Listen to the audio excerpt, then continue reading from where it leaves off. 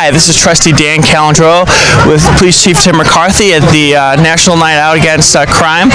Tim, how's the weather today?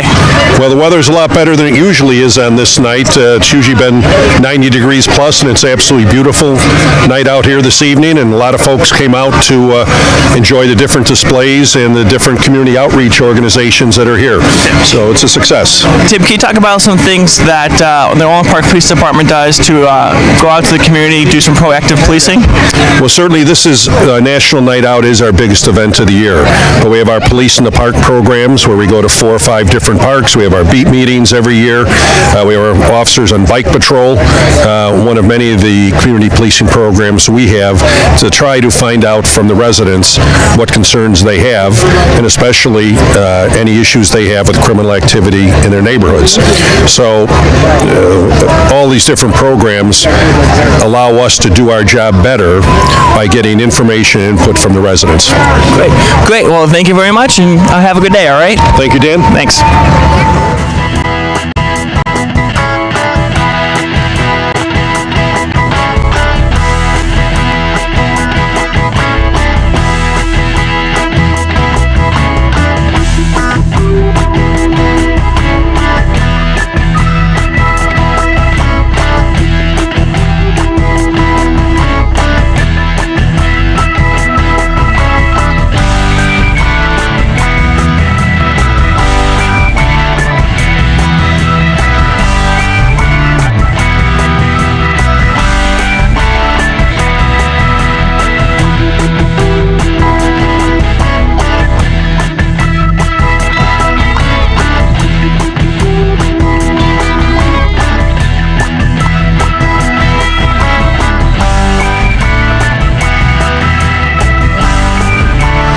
Hi, I'm Trustee Mike Carroll of the Village of Orland Park, and I'm here with Lieutenant Tony Farrell of the Orland Park Police Department. Tony, tell us about what equipment and other displays you're here for the police department here today. Well, the police department has brought out a paddy wagon here, which is a demonstration of the prisoner transport vehicle that we use for transporting prisoners. We have our all-terrain vehicle out here, which we use to get into areas that you couldn't get to with a regular vehicle. We want the people to be able to get a chance to see it. Over here we have the special response team. The Orland Park Police Department is a member of the South Suburban Emergency Response Team, and what they do is they handle any call-outs that we might have that would involve like a hostage situation. Hopefully we never have to use them, but we are a member and we have police officers assigned to that, and they have a lot of equipment out here for the people to take a look at. And then down the way over here we have a replica of an old police car, Mayberry style, from the old days, and that's what the Orland Park police cars used to look like in the old days. And one of our officers has redone this car, and he brings it out to all our events for people to look at. It's really neat to see. What benefits do you see with the community as far as the interaction with having this National Night Out Against Crime? Well, it gives an opportunity for the community to come out and meet the police officers that patrol their area. It gives the children a chance to come up and talk to us, and they feel more comfortable once they get to meet us, and they won't feel uncomfortable approaching us in the future if they need to see us. And it's all about bringing the community together. Situational awareness tonight, because it is National Night Out Against Crime. It's a safe place for people to go tonight. Gets everybody out of their homes and makes people more aware of their surroundings. That's what it's all about tonight. That's great. Well, thank you, Lieutenant Tony Farrell, and thanks for all you do for the community. Thank you.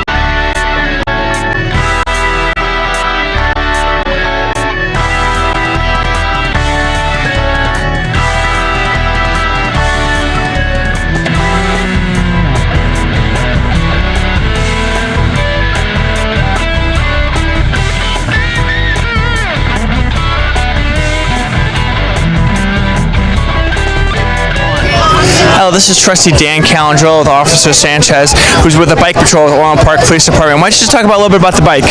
Hi, this is a 2005 Harley Davidson. We use it for traffic enforcement, specifically radar enforcement, texting while driving, cell phones, special events, escorts. Versatile use. It's good for public relations. It's got endless applications. Kids love to sit on it. Kids love the siren. They like the loudspeaker on it. It's a tool that I think every department should have, and we're fortunate to have it here in Orland Park. A lot of departments don't have it anymore. Now, do you use this all year, or every 6 months, or the summer months, or when are you on the bike? It's really weather dependent. As long as it's good weather, typically above 70, below 100, we'll be on it. It does get a little warm, especially when you're in idle with all the equipment. You got about 30 pounds of equipment. You sweat a little bit, but it's well worth it. All right, well, thank you very much, and thanks for all your work, okay? Thank you. All right, thank you.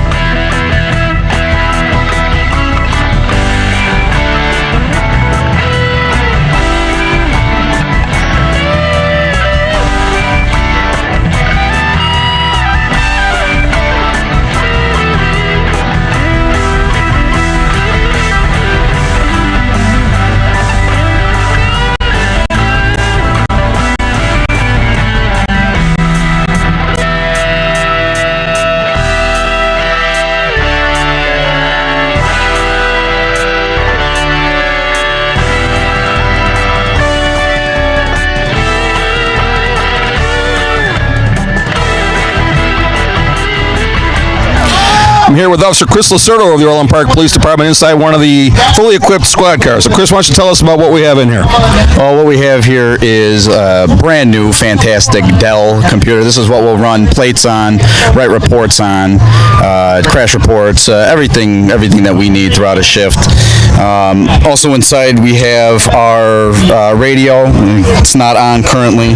Allows us to communicate with dispatch. We can listen to other channels too. We can listen to ISPERN, which is a state broadcast system. We can also listen to the fire band and find out anything that we need to know.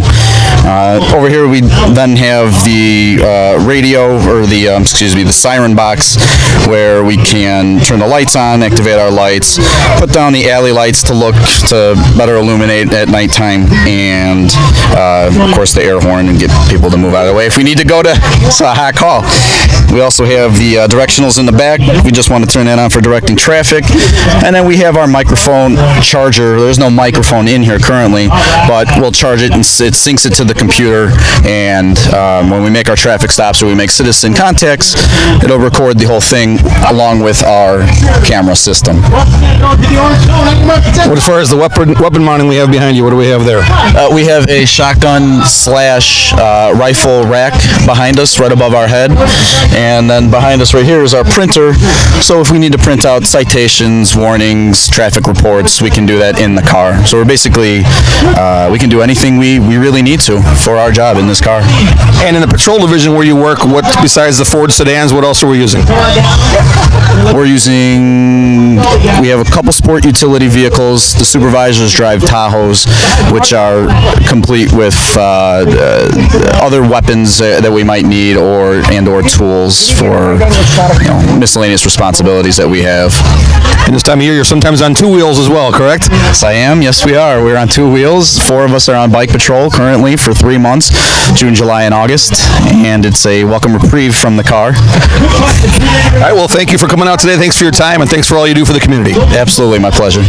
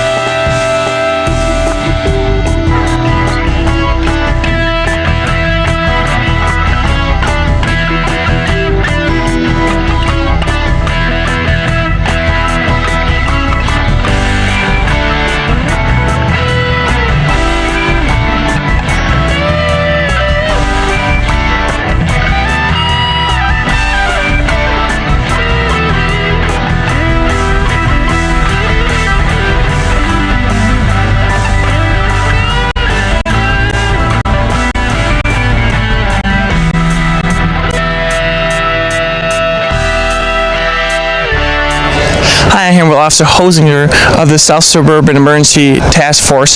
Why don't you talk about some things we have out here? Okay. What we have out here is a display of some of the equipment that we'll use as we're performing our function. As he said, I'm with the South Suburban Emergency Response Team. My position right now is I'm a sniper team leader, but I also do entry work on high-risk warrants. So our team covers from basically Oak Lawn on the north side. On the south side, we go down towards University Park. On the west side, Orland Park is pretty much our western border, and then we go as far east as Lansing, almost all the way to the border in Indiana.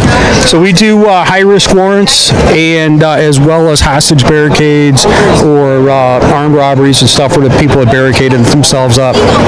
So what we have here is we got two different types of our entry vests that we'll use. This one right here, this is my vest, and what it has is it's ballistic plated. It's got our armor in it. It's got soft body armor as well as our ballistic plates in there, and basically all the other equipment and gear that we think that we're going to need. Most importantly in it is I got a first aid kit over here. It's got a tourniquet on it in case I or another one of my colleagues gets injured pretty severely, and then inside it we have trauma bandages and other compression type bandages to take care of first aid gear.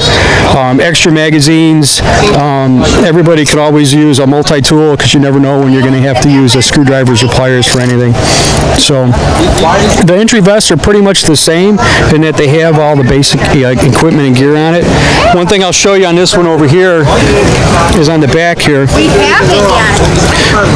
where he has his ballistic plates, which we can't get at. But the ballistic plates are all in here. On mine it's a little easier to get.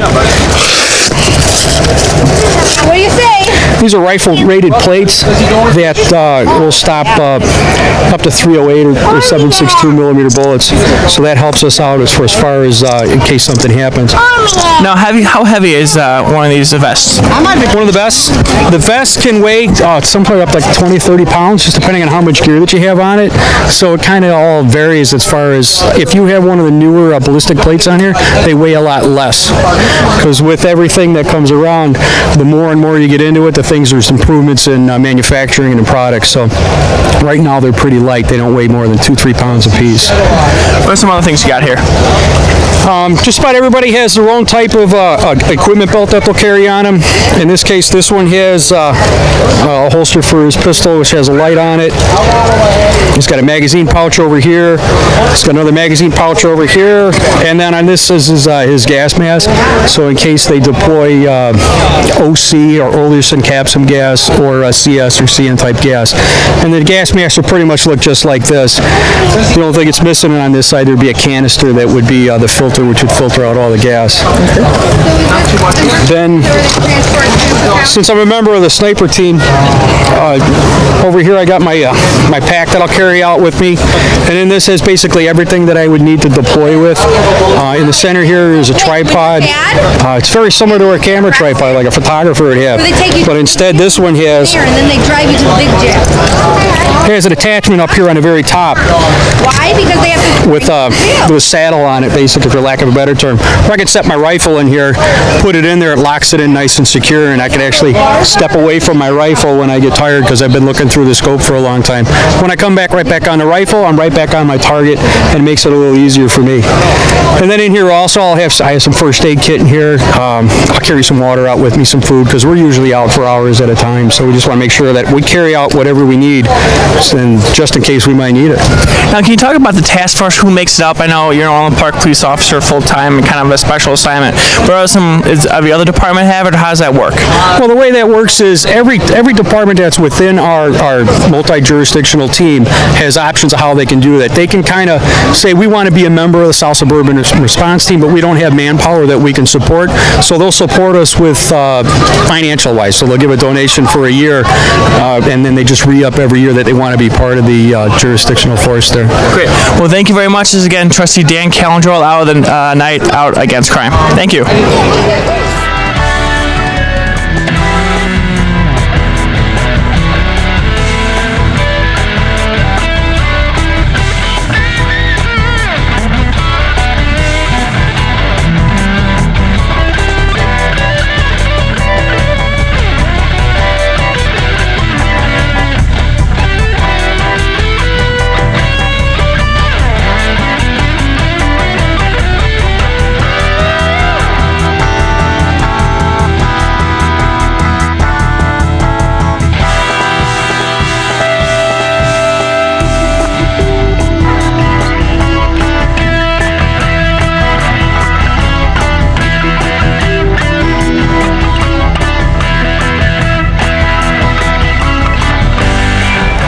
I'm here with the members of Orland Park's Elite Bicycle Patrol Unit. I'm going to ask you to identify your names, and I'm going to ask you a question. So why don't you start and tell us what kind of training you had to become a member of the bike unit? I'm Officer Coy, Star 730 on the bike patrol. The only training we really had was a 4-day course doing all kinds of different riding and just the time we've had on the street here.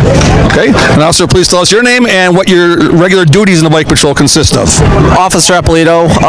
We go to park during the day and even at night. We do a lot of interaction with the community where you normally can't communicate when it's hard in the squad car. Okay, and officer, and why don't you tell us what you do when the weather's inclement during your regular season of bike patrol? I'm Officer Whalen. We will take a squad out and do different kind of patrol. We'll still patrol the parks and things like that. Take calls when they're available. Pretty much anything need to be done. All right, I'll leave this to anyone that wants to answer. What is the best part as far as the engagement with the community that you experience when you're on the bike patrol? It's always usually positive. They say we like seeing the police in our neighborhoods. They can talk to us. We're not in a squad car. If you talk to us, we're going to hear you. In a squad car, we might not. Okay, and also, what about your experience with Night Out Against Crime? How many years have you done this? This is my first year. First year. First year also. And what's your experience been with the kids and with the community that come up to you today? That's all positive. I mean, it's a great turnout, and the kids love seeing the motorcycle, the squad cars, the fire trucks, and everything they have out here for them. All right, guys. Well, thanks for coming out tonight. Thank you for your time here, and thanks for all you do for the community. Thank you. Thanks.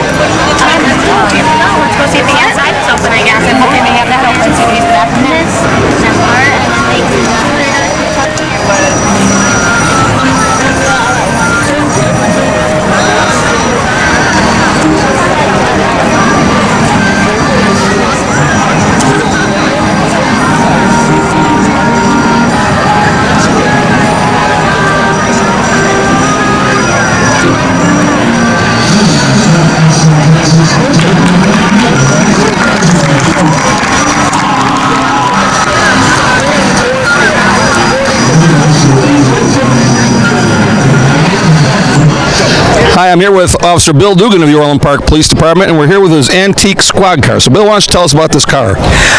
This is a 1963 Ford Galaxy, similar to the ones we used back in the day. These are the correct markings from the late 50s and early 60s that were on our cars back in the day. We have a lot of the memorabilia in the car, a lot of our old equipment. The shirt with the patch is correct oak leaf from back in the 60s and late 70s. We brought a lot of the old memorabilia, our first computers, old duty belts, radios. You can see how the radios have gotten smaller over the years. A lot of our new guys look in the cars nowadays and say, "How did you survive?" How long have you had this car? We've had it for 18 years now, Mike.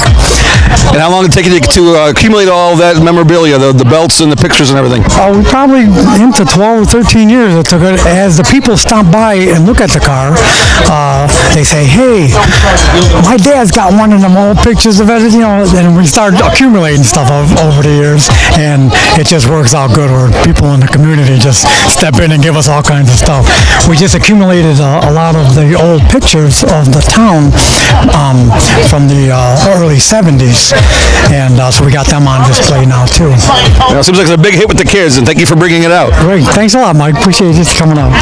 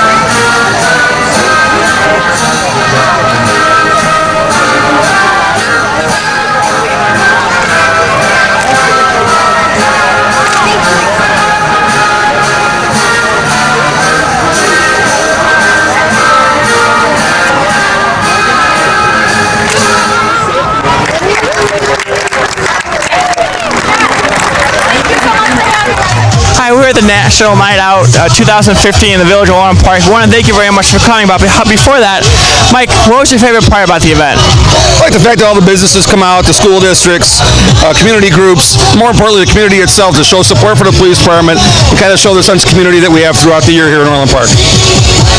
Thank you very much.